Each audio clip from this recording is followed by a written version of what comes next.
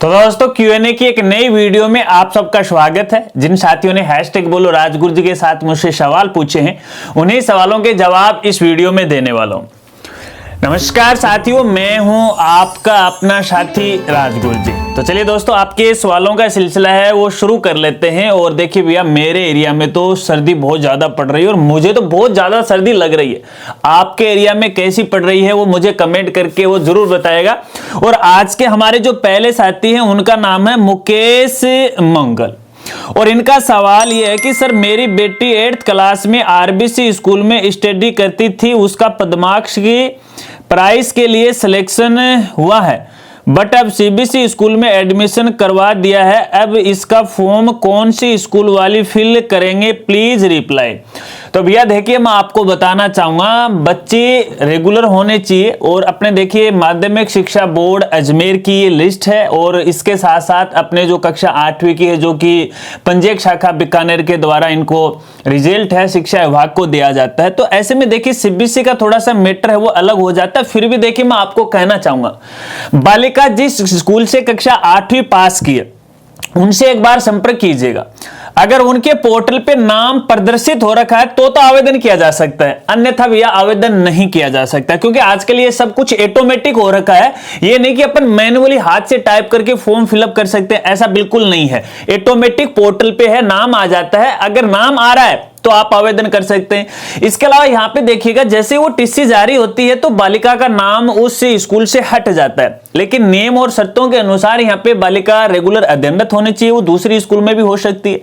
तो यहाँ पे देखिए, फिलहाल यदि अपन गार्गी पुरस्कारों की बात करें तो बालिका ने कक्षा 10वीं किसी दूसरी स्कूल से पास की थी, अब 11वीं है, वो किसी दूसरी स्कूल के अंदर है, वो पढ़ रही है। तो ऐसे में जो नई स्कूल है उससे माध्यम से आवेदन किए जा रहे हैं। लेकिन यहाँ पे जो सीबीएसई स्कूल वाले हैं वो अपने पीएसपी पोर्टल पे डेटा ही नहीं चढ़ाते हैं बालक बालिका का, तो ऐसे में दिक्कत आती है। तो डेटा नहीं चढ़ाओगे तो पोर्टल को पता कैसे चलेगा कि जिस बालिका की टीसी यहां से कट के उस स्कूल में गई है, तो वैसे पता ही नहीं चलेगा। तो एक बार पिछली स्कूल से आप संपर्क कर लीजिएगा तो आपका समाधान हो सकता है, अन्यथा कोई समाधान नहीं है। चलिए अगले साथी का सवाल लेते हैं, और पूछने वाले हैं मोटीवारा, और इनका सवाल यह है, सर हम स्कूटी योजना का फॉर्म नहीं भर पाए, क्या हम अगले साल इस योजना का फॉर्म भर सकते हैं क्या? अरे भैया, अगले साल क्यों, आज ही भर दो। क्योंकि भैया देखिए, अगर रेगुलर तो आप मेरे साथ रहते नहीं हो, रेगुलर रहते हो तो मैं कोई भी अपडेट है वो छोड़ता नहीं वैसे तो, ठीक है ना। अगर वीडियो बना के जानकारी नहीं दे पाता हूं तो सोशल मीडिया पे उसकी पोस्ट, ऑर्डर, आदेश, निर्देश है वो मैं शेयर कर देता हूं। मैं कल ही यहाँ पे साप्ताहिक अपडेट की वीडियो बनाई थी, उसके अंदर भी जानकारी दी थी। एक बार पोर्टल दोबारा अनलॉक कर दिया, 3 तारीख से 30 जनवरी तक आप फॉर्म फिलअप कर सकते हो स्कूटी योजना का, ठीक है ना। बाकी जो भी कॉलेज लेवल की जितने भी स्कॉलरशिप है पोर्टल अनलॉक कर दिया। अगले साथी का सवाल लेते हैं, और पूछने वाले वर्मा जी और जेड, ये जेड सिक्योरिटी है क्या रे भैया, वो बताना मेरे को। इनका सवाल यह है, सीएम अनुप्रति योजना के फॉर्म फरवरी 2026 में भी भराएंगे क्या वापिस?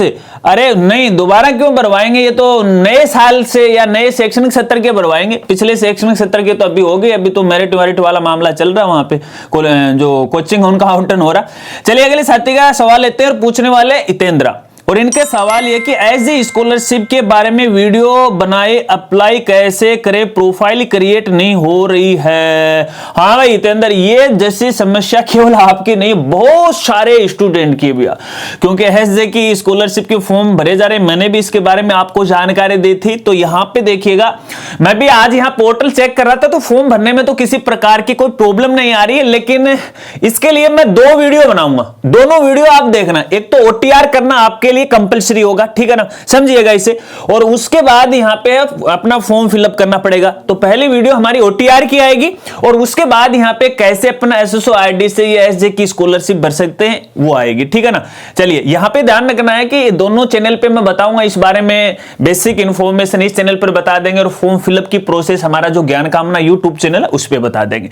चलिए अगले साथी का सवाल लेते हैं, और पूछने वाले हैं किशोर सोनी, और इनका सवाल यह है, गुरुजी पिछले साल 2025-26 एक बच्चा नॉन आरटी ऐड नहीं होने के कारण आरटी के तहत प्रवेश नहीं ले पाया, तो अब क्या हुआ है, दोबारा फॉर्म 26-27 में भर पाएगा या नहीं? बिल्कुल किशोर सोनी भर पाएगा, यदि फाइनली किसी भी स्कूल में आरटी के तहत उसका एडमिशन नहीं हो पाया है और फिलहाल वो नियमानुसार यानी उसकी एज है तो वो फिलअप कर पाएगा, अन्यथा नहीं कर पाएगा। जल्दी फॉर्म भरने वाले हैं, तैयार रहिएगा।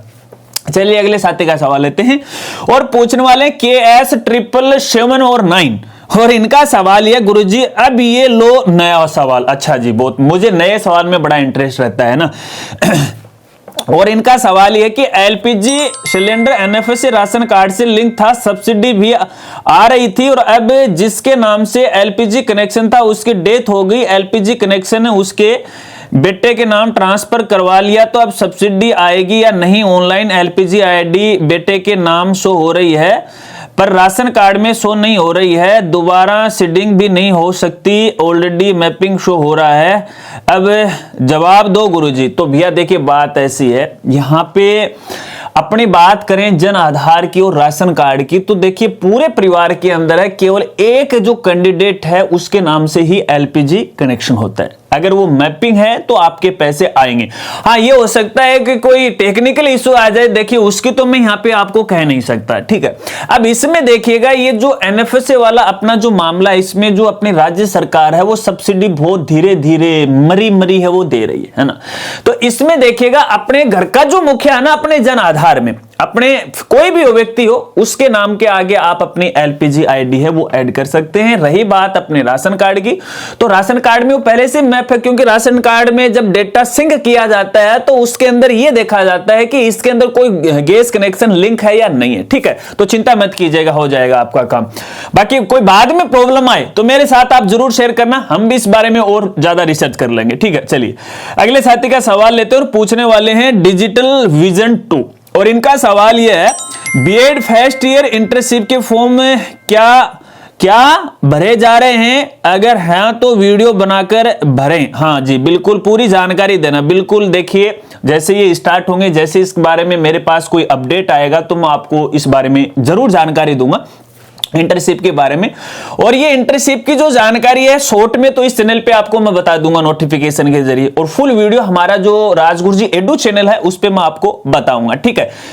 चलिए अगले साथी का सवाल लेते हैं और पूछने वाले हैं संदीप मांडली और इनका सवाल यह है कि एज ए स्कॉलरशिप के लिए प्रोफाइल क्रिएट करते टाइम लास्ट में सबमिट करते हैं एरर आ रहा है कि some occur error please some time after try again, इसका सॉल्यूशन बताइएगा। देखिए इसमें ऐसा हो सकता है कि देखिए कोई सर्वर प्रॉब्लम हो सकती है, या फिर ऐसा भी हो सकता है कि इसके अंदर है आपकी प्रोफाइल में कोई न कोई डेटा है वो सही तरीके से लिंक नहीं हो पा रहा है, या ऐसा भी हो सकता है कि आपका जो जन आधार है उसके अंदर कोई मोबाइल नंबर वगैरह या वो फुल्ली अपडेट नहीं होगा। तो इसके कई रीजन हो सकते हैं, तो मैं कह नहीं सकता।